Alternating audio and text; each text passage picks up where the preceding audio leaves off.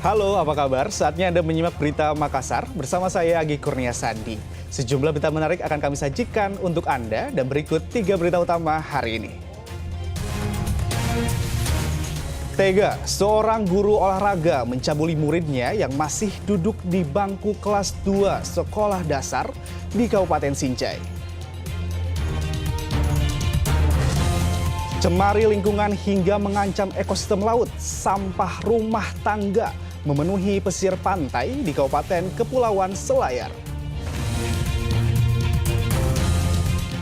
Memanfaatkan surutnya air laut, warga di Desa Bulu Cindea, Kabupaten Pangkep beramai-ramai mendulang rupiah dengan mencari kerang tiram.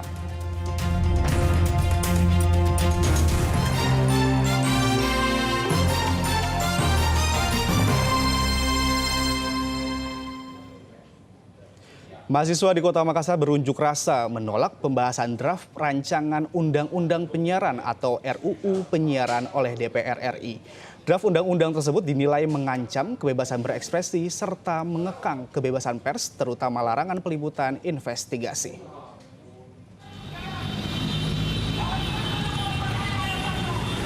Pengunjuk rasa yang tergabung dalam penggerakan aktivis mahasiswa Sulawesi Selatan menggelar unjuk rasa di pertigaan Jalan Andi Pangeran Petarani dan Jalan Hertasning, Kota Makassar pada Senin siang.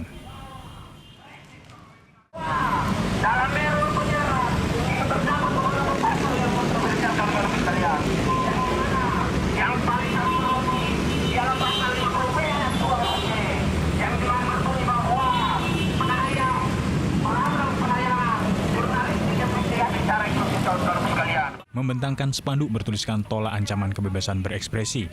Para mahasiswa juga membakar ban bekas serta menghentikan mobil kontainer di tengah jalan dan menjadikannya sebagai panggung orasi sehingga memacetkan arus lalu lintas. Mereka menyatakan penolakan terhadap pembahasan draft rancangan Undang-Undang Penyiaran oleh DPR RI. Unjuk rasa menilai pengesahan Undang-Undang Penyiaran di akhir masa jabatan Presiden Joko Widodo tidak hanya mengancam kebebasan berekspresi dan berpendapat di tanah air sebagai negara demokrasi, namun juga mengancam kebebasan pers seperti larangan liputan investigasi. Terkait pembahasan RUU Penyiaran saat ini di DPR RI, karena kami menganggap dengan adanya pembahasan ini ada beberapa pasal yang sementara dibahas ini yang kontroversial terkait undang-undang pers saat ini. Kami menganggap dengan adanya pembahasan atau pengesahan dari RUU Penyiaran ini akan muncul penekanan bahkan pembentangan demokrasi di negara Republik Indonesia. Karena dari adanya pelarangan bahkan investigasi yang dilarang oleh pemerintah, ini sudah menyebabkan banyaknya masyarakat bahkan oknum-oknum dari media sendiri yang dikriminalisasi persoalan penyelidikan bahkan pengangkatan dan sebuah kasus. Pembahasan rancangan Undang-Undang Penyiaran merupakan inisiatif dari DPR RI untuk menggantikan Undang-Undang Nomor 32 Tahun 2002 tentang penyiaran. Raisa melaporkan dari Kota Makassar.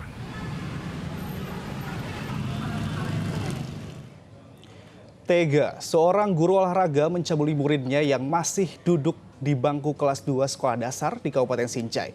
Modus pelaku mengiming-imingi korban dengan uang dan permen. Seorang guru sekolah dasar di Kabupaten Sinjai ditetapkan sebagai tersangka pencabulan oleh Polres Sinjai.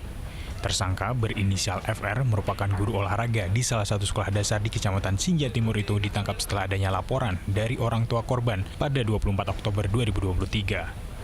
Setelah penyelidikan dan penyidikan, Senin lalu unit PPA Polres Sinjai menaikkan status guru olahraga itu sebagai tersangka dengan kasus pencabulan.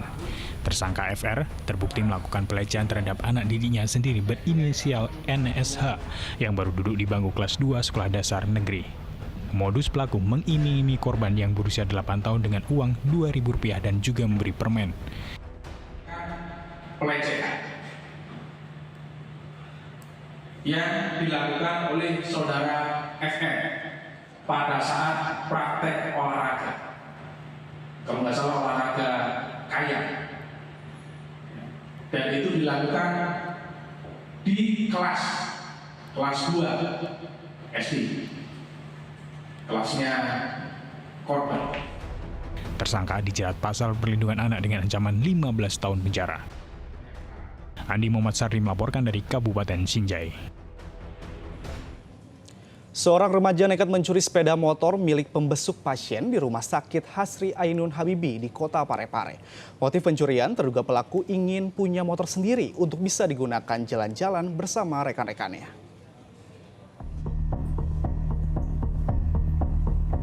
Berbekal rekaman kamera pengawas di Rumah Sakit Hasri Ainun Habibie, terduga pelaku pencurian sepeda motor milik pembesuk pasien ditangkap Polres Parepare. Terduga pelaku AN, 18 tahun ini warga Kelurahan Lumpue, Kecamatan Bajukiki, nekat mencuri sepeda motor karena ingin memiliki sepeda motor sendiri 9 Mei lalu. Mengetahui dirinya dicari polisi, sepekan kemudian AN mengembalikan motor curiannya di lokasi parkir rumah sakit. Saat itulah polisi menangkapnya. Ya, saat ini hasil dari interogasi yang kita inikan, dia hanya untuk kepentingan dirinya sendiri, yang mungkin buat happy, buat menyenangkan diri, mungkin saat itu. AN mengaku sepeda motor itu digunakan untuk jalan-jalan. Kejadian ini balik lagi.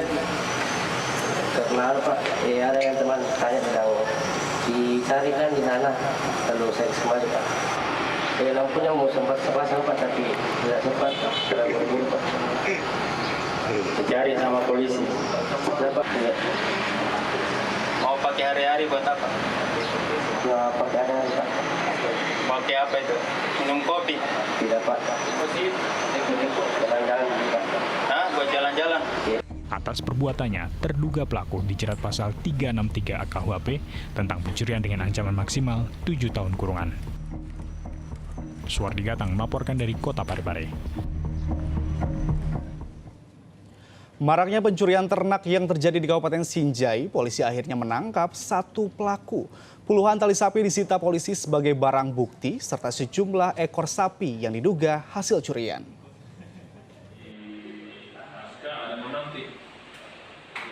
Maraknya pencurian ternak jelang Idul Adha membuat warga Kabupaten Sinjai resah. Ternak seperti sapi yang selama ini mereka pelihara dan siap untuk dijual, justru kerap kali dicuri.